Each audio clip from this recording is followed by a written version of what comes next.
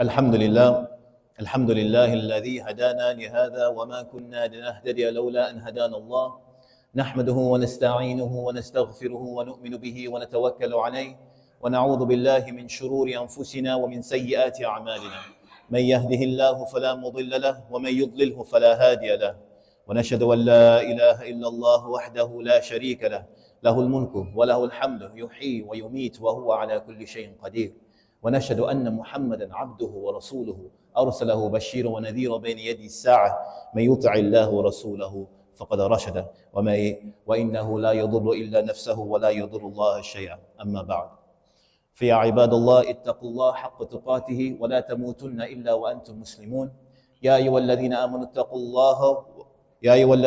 اتقوا الله وقولوا قولا سديدا يصلح لكم أعمالكم ويغفر لكم ذنوبكم ومن يطع الله ورسوله فقد فاز فوزا عظيما أما بعد لقد قال الله تعالى في القرآن المجيد بعد أعوذ بالله من الشيطان الرجيم ولكم نصف ما ترك أزواجكم إن لم يكن لهن ولد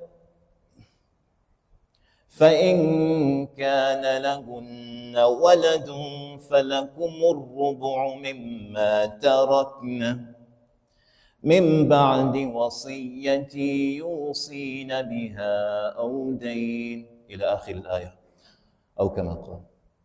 يا عباد الله, firstly forgive me for being late today. It was due to unforeseen circumstances. And secondly, Ya Ibadullah, I know that many of you are expecting a khutbah on Uthman ibn Affan. For those of you who have been following the khutbahs for the last few weeks.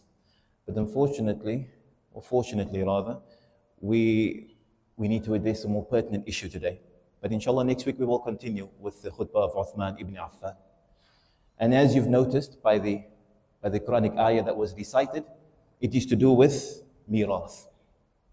Allah subhanahu wa ta'ala says, in this particular ayah, and for you is half of what your wives leave. In other words, addressing the husbands, the men, if they have no child.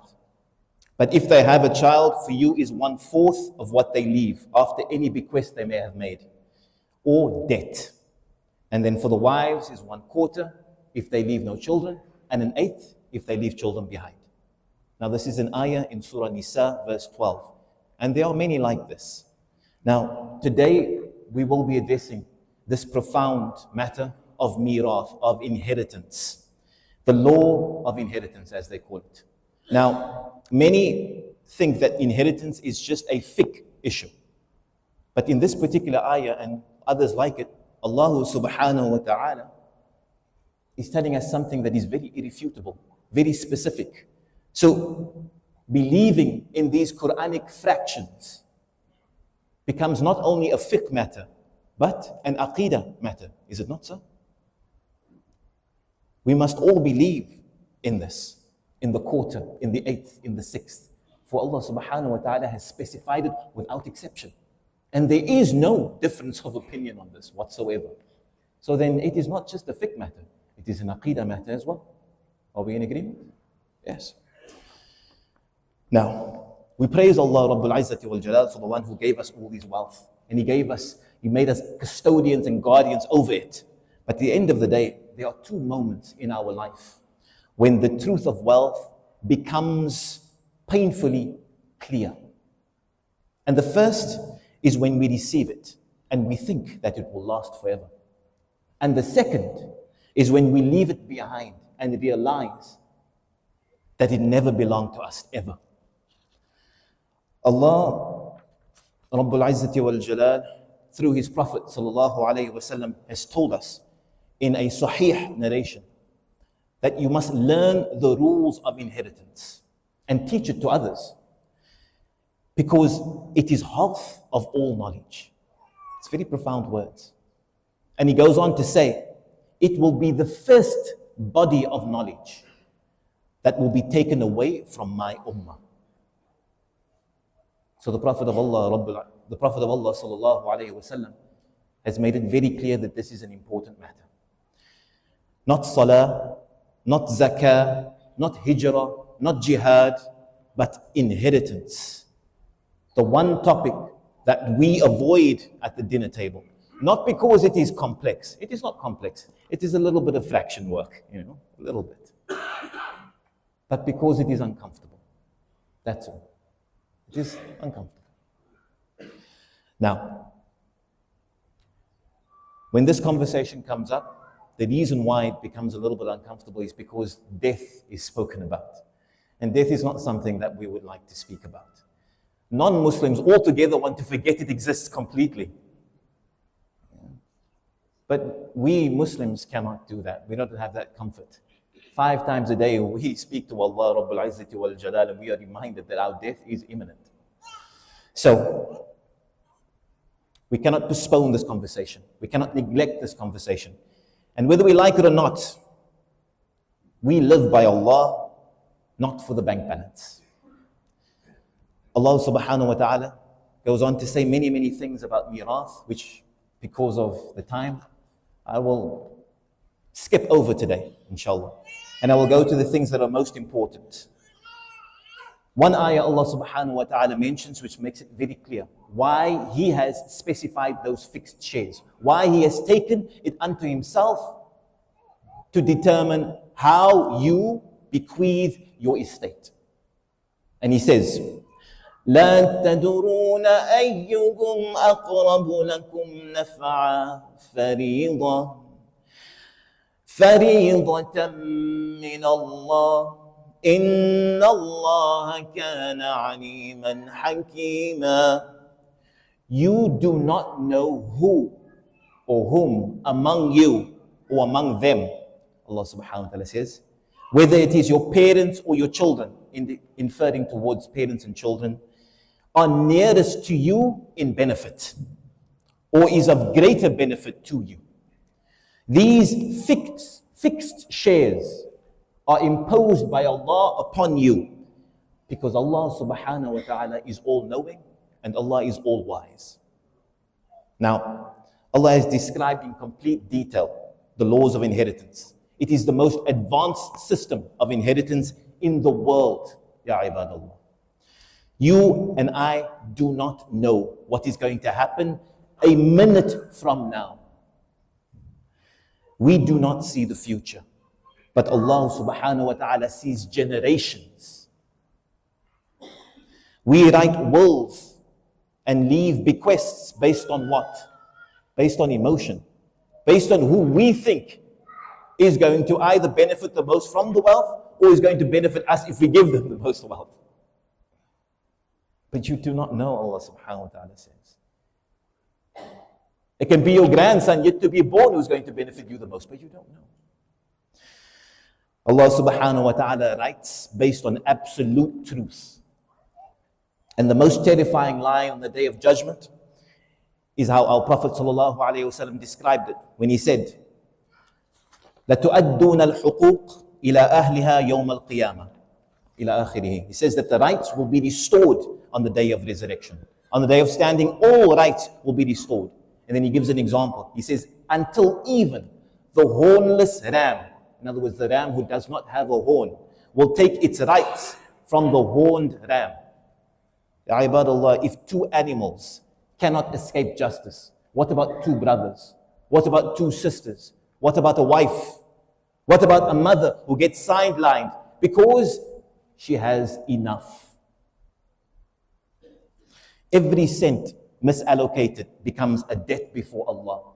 And as the Prophet has told us, if you have a debt when you die, نَفْسُ الْمُؤْمِنْ مُعَلَّقَةٌ بِدَيْنٍ حَتَّى يُقْضَى عَلَيْهِ.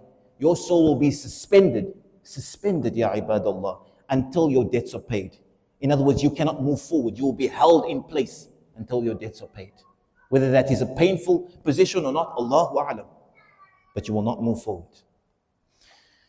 There is a sequence of events that takes place at the minute that you die. 4 things that are unescapable from you, besides taxes, of course. But the first is funeral expenses. You will need to be washed. You will need to be shrouded. You will need a hole to be bedded in. You will need someone to dig that hole for you as well. All beyond your scope and capabilities. But it must happen. It has happened. Go look at the maqbarah. There's your proof there. It has happened and it will happen to you. Number two, debts must be settled. Whether it is debts to Allah or debts to creation. Number three, wasiyah. Now wasiyah is a lengthy discussion, but ultimately it is what Allah subhanahu wa ta'ala says you can do with your estate. Up to a third. So up to a third of your estate, you can bequeath to whom you want or will. Except obviously the fixed heirs. But anybody else. The Prophet of Allah sallallahu alaihi wasallam said, a third, and a third is plenty. Sometimes he said, in another way of explaining it would be, and a third is a bit too much. But if it has to be, then a third then.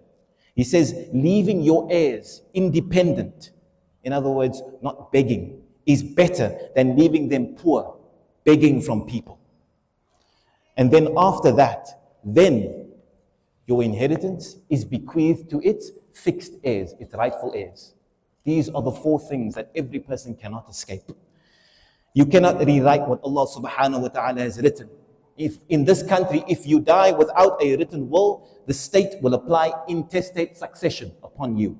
In other words, the master of the high court will ignore Sharia completely. And we have seen the consequences. Some maybe will be too young to have seen it, but those of you who are old enough, you've seen the consequences. Generations of fighting, just because there wasn't a will.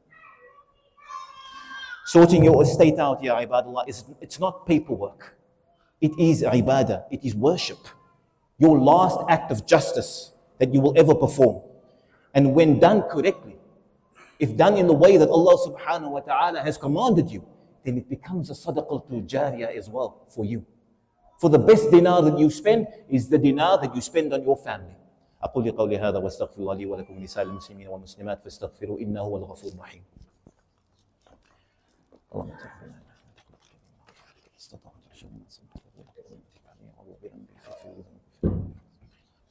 الحمد لله رب العالمين وأشهد أن لا إله إلا الله وحده لا شريك له وأشهد أن محمدا عبده ورسوله أرسله بشيرا ونذيرا بين يدي الساعة اللهم صل وسلم وبارك عليه وعلى آله وأصحابه أجمعين ومن تبعهم بإحسان إلى يوم الدين أما بعد فيا أيها الذين آمنوا اتقوا الله ما استطعتم واسمعوا وأطيعوا وأنفقوا خيرا لأنفسكم يا عباد الله أوصيكم وإياي بتقوى الله وطاعته عباد الله. Again, I request that the brothers please make space for those brothers who are standing outside. So I ask you please to stand up and to fill the mosque, to close the gaps and come forward just a little bit to make space for those brothers who are standing outside, inshallah. May Allah subhanahu wa ta'ala reward you for your kindness and your generosity.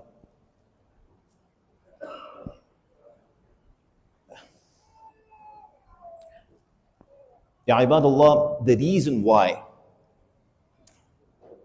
I've chosen to address this topic today of all days is because tomorrow, right here in the Jumu'ah Mosque, at 10 a.m. sharp, the Jumu'ah Mosque of Cape Town, in collaboration with the Imamat Council of Cape Town, in other words, the Imams of Bukap and surrounding areas, have come together and they have collaborated to host a wills and estates workshop for the community. So all are invited, everyone can come. Young or old, please do come. The objective of it is to educate our community about what they can do and how they should do it, inshallah. So we will be drafting 3 wills for all those who attend, inshallah. Now, some of you may be thinking at this point in time, I don't own anything, or I don't own much. That's usually the response to a workshop of this nature. But I give you the story and I'll conclude on that, inshallah. There was a case that changed my thinking on this matter forever. A family died in a car accident. Mother, father, and then son. Son was about 18. So he didn't have much assets. So the mother and the father, they had their wills, but the son had no will. And they all died in the car accident. And to determine inheritance, the court had to establish who died first. So it was confirmed that the mother and the father in the front predeceased the son, obviously, because it was a head-on collision. Right? Now for a moment, the son became an heir. Yes? For a moment, the son became an heir. And he inherited quite a substantial amount. So he didn't have nothing anymore. He had quite a substantial amount in his estate. And because he had no will, his estate was distributed according to intestate succession. In other words, you die without a will. Not Islamic law, the law of the country. All four of his grandparents, who were still alive at the time, were treated equally, and each of them received 25% in terms of South African law. But under Sharia, the distribution is completely different. In terms of what Allah subhanahu wa ta'ala has commanded, the maternal grandfather does not inherit at all. The two grandmothers, they receive a sixth each. See, fixed fractions. āyāt.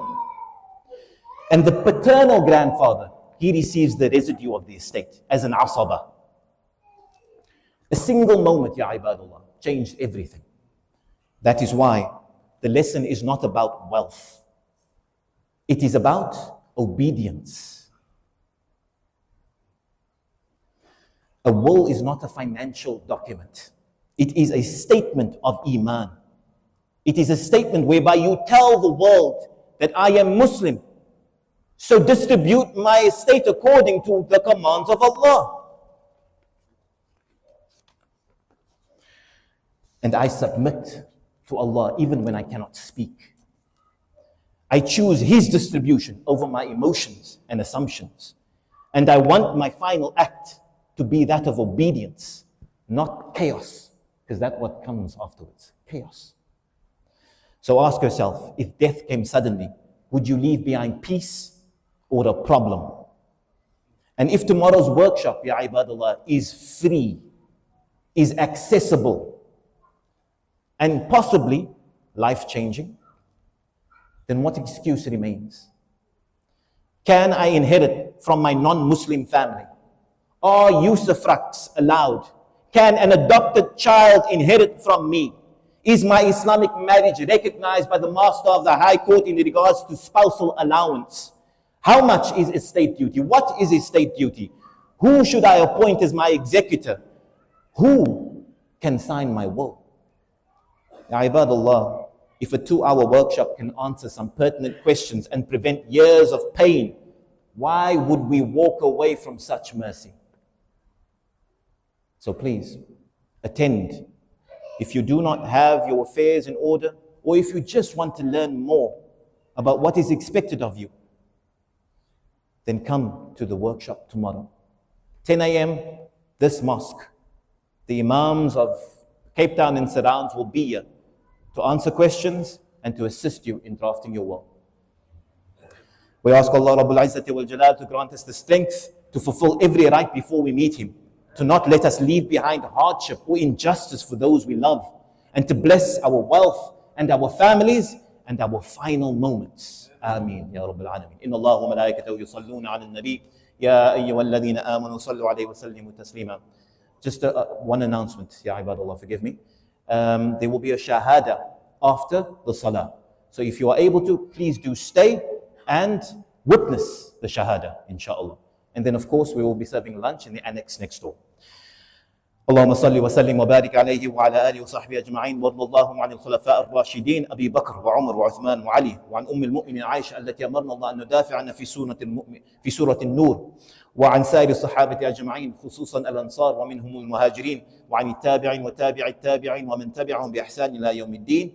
اللهم اهد ولاة أمور المسلمين لما يرضيك ولاتباع سنة نبيك محمد صلى الله عليه وسلم. اللهم بارك على شيوخنا وعلى رئيسنا وعلى أميرنا وعلى وزيرنا وعلى جميع أمراء وزعماء المسلمين. اللهم بارك على المسلمين في هذه المدينة ووفقهم لما تحبه وترضاه يا أكرم الأكرمين.